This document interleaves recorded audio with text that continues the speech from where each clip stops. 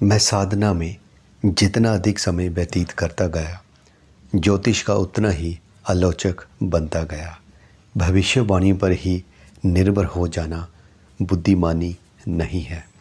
लोग हमेशा ये सुनना चाहते थे कि उनकी परेशानियों की वजह ग्रह हैं, जीवन में उनके द्वारा चुने गए विकल्प नहीं। मेरा दृष्टिकोण बिल्कुल सरल था। आप अब तक जो करते रहे हैं, यदि उसे ही करते रहें तो आपको वही मिलता रहेगा जो अब तक मिलता रहा है। दरअसल ये विश्वास करना सुविधाजनक है कि हम दैवी शक्तियों द्वारा दंडित और पुरस्कृत किए जा रहे हैं। सत्य तो ये है कि हमारा भविष्य उन विकल्पों से तय होता है जिनका हम आज चयन करते हैं, और हमारा आज उन विकल्पों पर निर्भर है जिनका चयन हमने कल किया था। मेरी कुंडली ये तो कहती थी कि मैं आत्म साक्षात्कार प्राप्त करूँगा, मतलब मुझे भगवान के दर्शन होंगे, पर ये सब कैसे होगा ये नहीं बताती थी। पुस्तकों के अनुसार केवल एक गुरु ही अपने शिष्यों का मार्गदर्शन कर सकता है।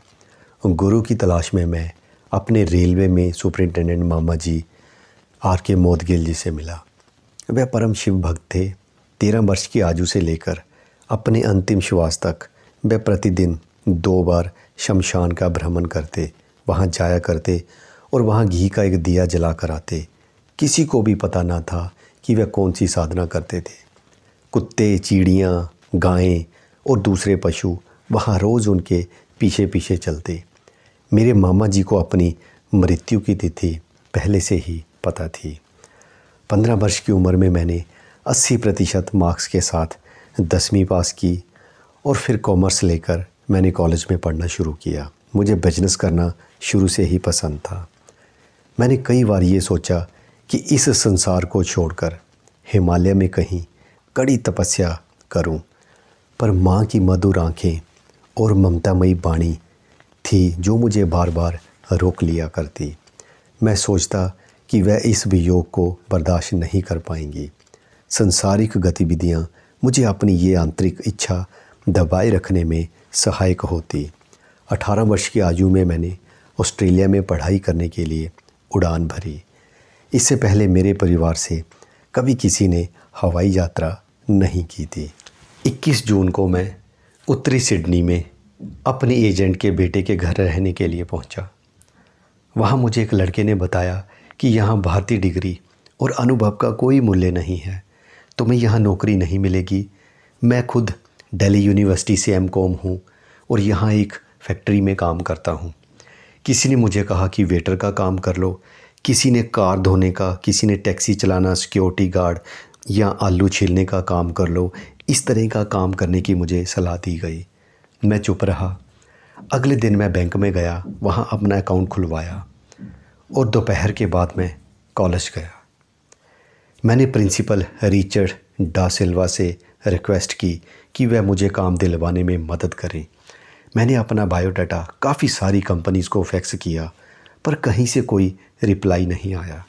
ये चीज़ मुझे परेशान करने लगी, क्योंकि मुझे कॉलेज में पढ़ना था, काम ढूंढना था, रहने के खर्च निकालने थे और इतनी सेविंग भी करनी थी कि दूसरे वर्ष की ट्यूशन फ़ीस भी दे सकूं। अगर मैं असफल रहता तो मुझे देश से बाहर भी कर दिया जा सकता था। उस दिन एक दिन क्या हुआ कि मैं बाथरूम में गया और जी भरकर रोया। मैंने खुद को रोकने का बिल्कुल भी प्रयास नहीं किया। ऑस्ट्रेलिया में मैंने उसी समय पहली व अंतिम बार आंसू बहाए थे। काफ़ी संघर्ष करने के बाद मुझे टेली मार्केटिंग की जॉब मिली। मेरी ये जॉब सिर्फ 2 दिन चली। फिर उसके बाद मुझे कंप्यूटर प्रोग्रामर की जॉब मिली। मैं इस तरीके से आगे बढ़ता गया। मेरी शुरुआत जो है $12 पर आवर, $15 पर आवर, इस हिसाब से हुई थी। इसके बाद मुझे प्योर कॉमर्स में वेब प्रोग्रामर की जॉब मिली, जिसमें मेरा पैकेज $40,000 का था। इस तरीके से मैं आगे बढ़ता गया। अब जाकर गाड़ी पटरी पर आई। अब यूनिवर्सिटी में पढ़ना संभव था। प्योर कॉमर्स में मेरे काम और मेरे द्वारा विकसित एप्लीकेशन से आती आय से खुश होकर ओनर डैनियल ने मेरे लिए 4 महीने में $30,000 की बढ़ोतरी की। अब इसके बाद क्या? मैं इससे ज़्यादा बड़े और कहीं अधिक जटिल सिस्टम पर काम करने, इससे गहरी तथा बड़ी समस्याएं सुलझाने को बेकरार था।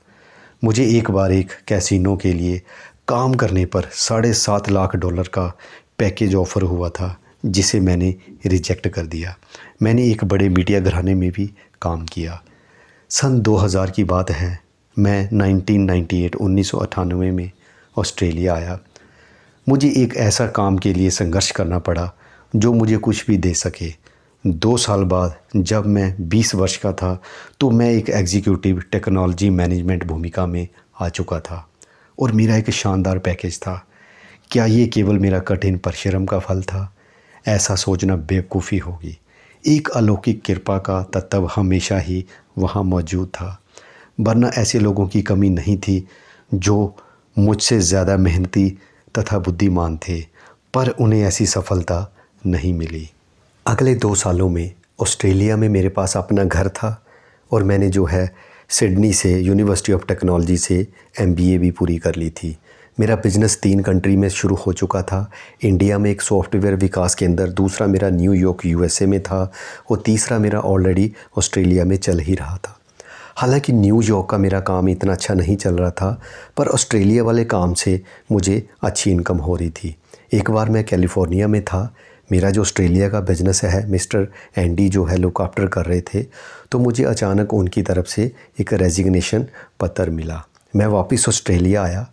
कुछ ही दिनों बाद न्यू साउथ वेल्स पुलिस ने पुलिस अनुसंधान प्रणाली पर बन रहे एक सॉफ्टवेयर बनाने की मुझे पेशकश की। 7 महीने के अंदर जुलाई 2005 में मैं फिर से करोड़पति होकर कनाडा चला गया। मैंने कनाडा में पोर्श गाड़ी 4AS मॉडल खरीदी। मेरा बिज़नेस डिफरेंट कंट्रीज़ में अच्छा चल रहा था। मैंने कुछ दिनों की छुट्टी ली, फ़ोन बंद किया और अपनी पोर्श गाड़ी लेकर घूमने निकल गया। जब मैं अपनी पोर्श गाड़ी में घूमने के लिए चला गया था, मेरा फ़ोन उस दौरान बंद था। इन बिटवीन मेरे जो रियल सिस्टर हैं उनको कैंसर हो गया था। जब मैंने फ़ोन ऑन किया तो मुझे उनका पता चला कि उनको कैंसर है। मैं वापस इंडिया गया, 3 महीने सिस्टर के पास रहा। जब मैं पूरी तरह ठीक हो गई तो मैं कनाडा वापस आ गया। मैंने लंदन में भी काम किया। अब मैंने विराम ले लिया क्योंकि ईश्वर से मिलने की मेरी इच्छा पूरी होनी शेष थी। अब भारत लौटने की घड़ी आ गई थी, ईश्वर को पाने की घड़ी आ गई थी। फाइनली मैंने अपनी पोर्श गाड़ी बेच दी। उसके पैसे ऑस्ट्रेलिया के अपने कुछ नॉन इस्कॉन भक्तों को दे दिए। मैं अपने जीवन में भौतिक सुखों का पूरा आनंद उठा चुका था। कनाडा में मैं विवेक दुबे नामक एक व्यक्ति से मिला। हम दोनों ने मिलकर ये डिसाइड किया कि हम इंडिया में कोई बिजनेस स्टार्ट करेंगे। विवेक मेरे सॉफ्टवेयर के बिज़नेस को आगे बढ़ाना चाहते थे, पर मैं इस बिज़नेस से उब चुका था। फाइनली हम दोनों ने ये डिसाइड किया कि हम इंडिया में जाकर जूस बार चेन का जो है बिज़नेस करेंगे। मैं भारत में इसकी शुरुआत करके एक टीम खड़ी करूँगा और विवेक इसमें 2 साल बाद मुझे ज्वाइन करेंगे। सितंबर 2007 में मैं भारत वापस आया। मैंने पेरेंट्स के लिए नया घर बनवाया, 2 कारें खरीदी और एक ड्राइवर भी रख दिया। मेरी एक समस्या ये थी कि मुझे समझ नहीं आ रहा था कि मैं अपने पेरेंट्स के साथ ये बात कैसे करूं कि मैं सब कुछ छोड़ने वाला हूं। मुझे अपना सॉफ्टवेयर का बिज़नेस क्लोज़ करने के लिए 18 महीने चाहिए थे। इसी बीच हमने एक आयुर्वेद कंपनी को ख़रीदा इंडिया में। हमारा ये बिज़नेस भी सफल रहा। 2009 एंड में विवेक फैमिली के साथ भारत आ गया। कंपनी तेज़ी से आगे बढ़ रही थी। इसी बीच मैंने विवेक को याद दिलाया कि मैं जल्दी ही विदा लूँगा, क्योंकि बिज़नेस शुरू करने से पहले मैंने विवेक को बता दिया था कि मैं हिमालय चला जाऊँगा आत्म साक्षात्कार के लिए।